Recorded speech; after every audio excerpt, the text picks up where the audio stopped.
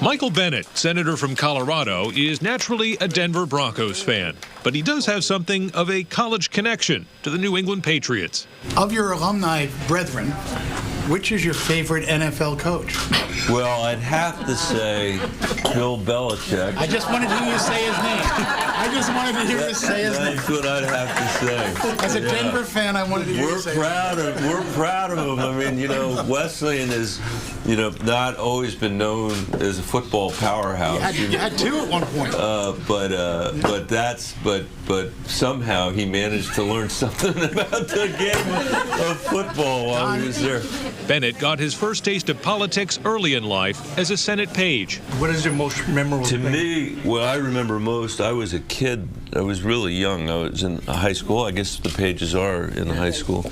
And that summer, Senator Stevens was on the floor all summer long because he had some Alaska lands bill of some kind. It felt to me like he literally never left the floor. And in retrospect, it's such an interesting thing. I haven't thought about it since you just raised it. But that was a time when the Senate still worked. It still functioned like the Senate.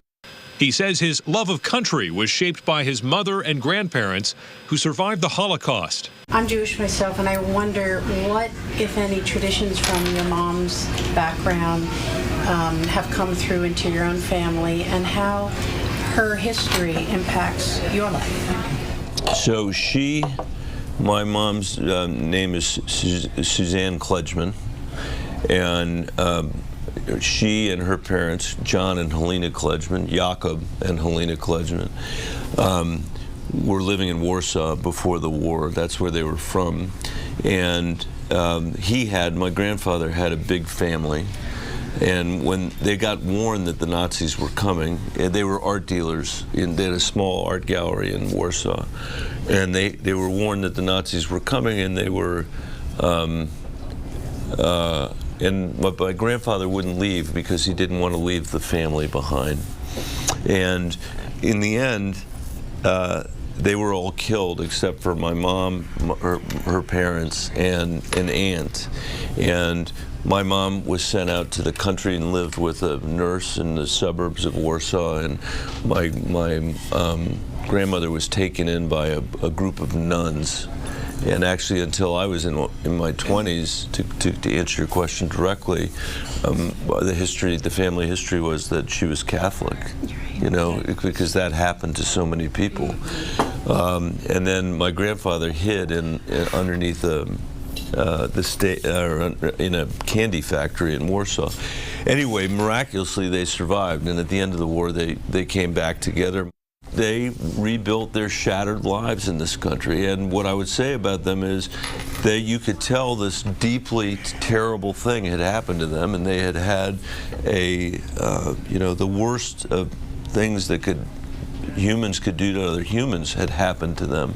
And that was there, but what also was there was just the sheer joy of being Americans. And they started their gallery again in New York. They were successful. They were able to pay for my education and my siblings' education in one generation because of what they were able to do when they came here. And I guess that's the part of their legacy that is so important to me on a daily basis, is the idea that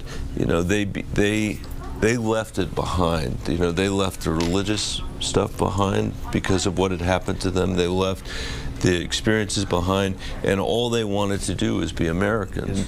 My grandmother would tell a story about walking into this place called Schraff's, which was a diner in New York, or a cafeteria in New York, you guys will remember, and seeing Harry Truman sitting at the counter there after he'd been president, just by himself eating, and she couldn't believe, you'd never seen something like that in Europe, and here in America you would see Harry Truman sitting there.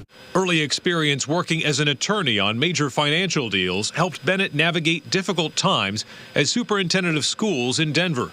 I went through an incredibly painful process in our community. It was very difficult to close schools that hadn't been closed by the district. And You know, those are really tough meetings because people are saying, you're telling me because of what the district failed to do that my kid who lives across the street from there can't go to the 3rd grade there? That's tough. And the pension stuff was incredibly tough too, although we got that done and merged it into the state pension. I wouldn't have known how to do any of that stuff if I hadn't had the business experience that I had. I wouldn't have had a clue. I would have left the district, you know, the way I found the district, which is how the previous superintendents had all handled it, because nobody had the skills or the knowledge to be able to do it. And sometimes people would say, well, you know, you don't have any K-12 experience, and you know, you're going to run this like a business. And I would always say, this isn't a business.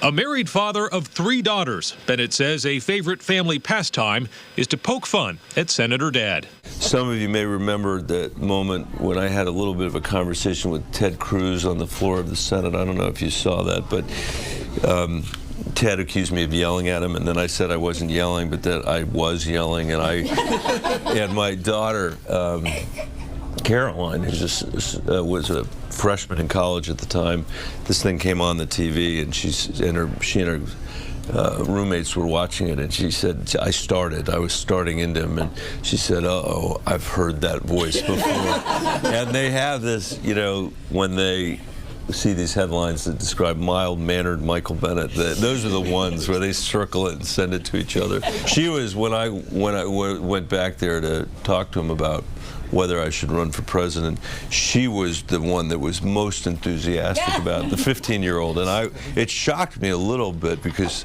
she's the one that, like, I could easily imagine that she's caucusing for Cory Booker somewhere right now.